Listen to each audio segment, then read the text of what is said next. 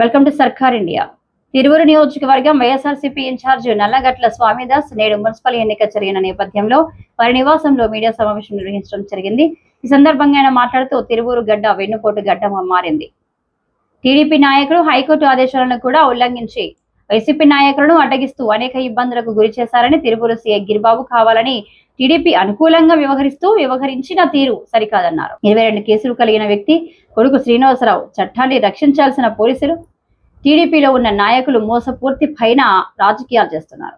మా వైసీపీ నాయకులను కొని మీరు గెలిచిన తీరు మోసపూరితమని, అది గెలిచినట్లు కాదని స్వామిదాస్ ఘాటైన వ్యాఖ్యలు చేశారు. ఎంత పోరాడారంటే అంతమంది పోరాడి మేము తీరా 19వ తారీఖుకి మేము తిరువూరు ఎంటర్ అయ్యాం. తిరువూరు ఎంటర్ అయిన తర్వాత మీరు అందరూ చూశారు, తిరువూరు ప్రజానికం మొత్తం కూడా చూశారు. మా కౌన్సిలింగ్ హాల్లోనే మేము కౌన్సిలర్గా 4 సంవత్సరాల 2 నెలలు పనిచేసిన దాంట్లోకి మేము ఓటు వేసుకోవడానికి మేము లోనకెళ్తుంటే ఎక్సాబీసియా ఎమ్మెల్యే గారు ఆల్రెడీ ముందుగానే అక్కడికి వాళ్ళ నాయకులు 200 మందితో తీసుకొని పోలీసులు బలవంతో ఆల్రెడీ లోపలికి వెళ్ళిపోయారు.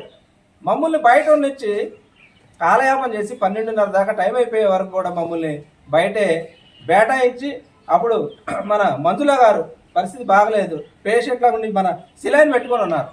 అలాంటి పరిస్థితుల్లో ఓటు వేయడానికి వస్తే నెర్ర టగ్గిలోని దాదాపు 2 గంటలు ఎలా నిలబడతారు? ఎంత హీనాతిహీనంగా మమ్మల్ని వేధించారంటే అంత టార్చర్ పెట్టి చెప్పులు ఇసురుతున్నారు, రాళ్ళు ఇసురుతున్నారు, మమ్మల్ని లోన పోనీయకుండా ఎంత దౌర్జన్యం చేశారు. మరి అట్లా చేసి ఎవరో వాళ్ళ నిర్మలా గారి భర్త ఆమె కంప్లైంట్ ఇచ్చాడట, మా భార్యని ఇలా ఎవరో కిడ్నాప్ చేశారని. సరే, నీకు కిడ్నాప్ చేసిన విషయం వాస్తవమే అయ్యి ఆయన ఇచ్చాడు అనుకోండి, మేము ఓటు వేసుకున్న తర్వాత మీరు తీసుకెళ్ళొచ్చు కదా, ఎంతసేపు పడుతుంది? 1 గంట సేపు ఆగలేరా? అతను పంపిస్తేనే మీ అందరూ పంపిస్తామని చెప్పి మా ఇన్ఛార్జ్ గారిని, దేవినేని అవినాష్ గారిని మమ్మల్ని లోనకు పోనీయకుండా ఎంత రాతాంతరం చేసి మాకున్నటువంటి అవకాశాన్ని కోల్పోయే విధంగా పోలీసులు మొత్తం కూడా అక్కడ ఉన్నటువంటి ఏసీపీ ప్రసాదరావు గారు, గిరిబాబు గారు అందరూ కూడా, అదేవిధంగా టౌన్ సత్యనారాయణ గారు, వీళ్ళందరూ కూడా వాళ్ళకి వన్ సైడ్గా చేసి మాకున్నటువంటి అవకాశాన్ని కాలు రాసి పారేశారు. ఆ రోజు టయాన్ని మొత్తాన్ని వృధా చేసి పారేసి అయిపోయింది. మీకు లోపలికి రాని కారణంగా మీ వాయిదా వేస్తున్నారు ఎప్పటికని చెప్పడం వింటూ వాళ్ళు సంతోషపడ్డారు, ఒక విజయం సాధించమని. వాళ్ళకి అప్పటికి ఉన్నది ఎంతమంది? 3 టీడీపీ నుంచి గెలిచారు.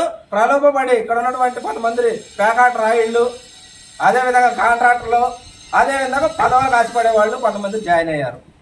వాళ్ళు జాయిన్ అయ్యి వాళ్ళ ముగ్గురిని కలుపుకొని ముందుగానే లోనకెళ్ళి కూర్చొని.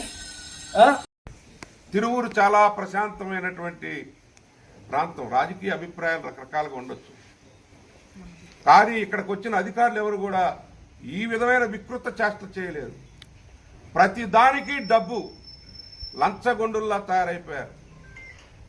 అదే కాదు, చట్టం గౌరవం లేదు, హైకోర్టు ఆర్డర్స్ గౌరవం లేదు, లైసెన్స్డ్ గుండాల్లాగా వ్యవహరిస్తున్నారు. లైసెన్స్ ఏం చేస్తున్నారు మీరు? ఎందుకు అడ్డుకుంటున్నారు?